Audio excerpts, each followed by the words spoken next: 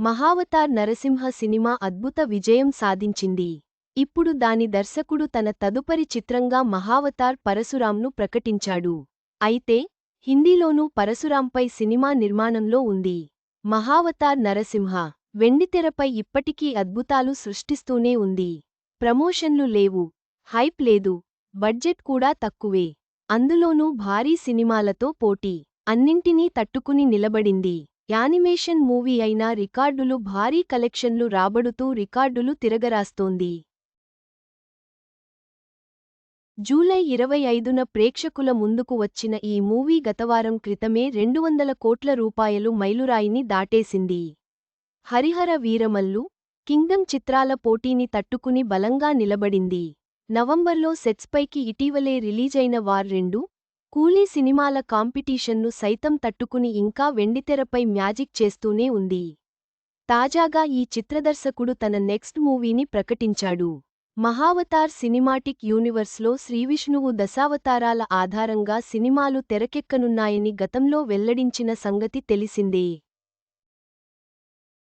అందులో భాగంగా తన రెండో సినిమా మహావతార్ పరశురాంను నవంబర్లో సెట్స్పైకి తీసుకెళ్తున్నట్లు ప్రకటించాడు. నాకంటూ క్లారిటీ ఉంది. వ్యవస్థ తప్పుదారిలో వెళ్తున్నప్పుడు దాన్ని సరిదిద్దేందుకు నిలబడ్డ హీరో పరశురాం. ఇది చాలా శక్తివంతమైన కథ. ఇప్పటికే ప్రీప్రొడక్షన్ కూడా మొదలైంది. నరసింహ సినిమా సక్సెస్తో నాలో ఆత్మవిశ్వాసం పెరిగింది. ప్రజల ప్రేమను చూస్తుంటే ఇలాంటి సినిమాలు ఇంకెన్నో చేయాలనిపిస్తోంది. నాపై ఒత్తిడి ఉంది. కాకపోతే ఇంకా 7 సినిమాలు తీయాలన్న క్లారిటీ కూడా ఉంది. అయితే అన్నీ యానిమేషన్స్ తీయాలనుకోవడం లేదు. కనీసం 2 చిత్రాలైనా లైవ్ యాక్షన్ ఫిలిమ్స్గా తీర్చిదిద్దాలనుకుంటున్నాను అని చెప్పుకొచ్చాడు. పరశురాంపై 2 సినిమాలు ఇదిలా ఉంటే పరశురామ జీవితకథపై హిందీలో మహావతార్ టైటిల్ పేరిట ఓ సినిమా తెరకెక్కుతోంది. చావాతో ప్రేక్షకుల్ని మెప్పించిన విక్కీ కౌశల్ ఇందులో ప్రధాన పాత్ర పోషిస్తున్నాడు.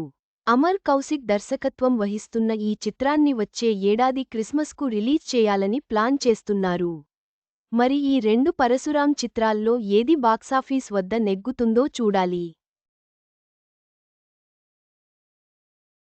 చివరగా 2 పరశురాం సినిమాల మధ్య బాక్సాఫీస్ పోటీ ఉత్కంఠగా ఉంటుందని చెప్పవచ్చు. ప్రేక్షకులు ఏ సినిమాను ఎంచుకుంటారో చూడాలి.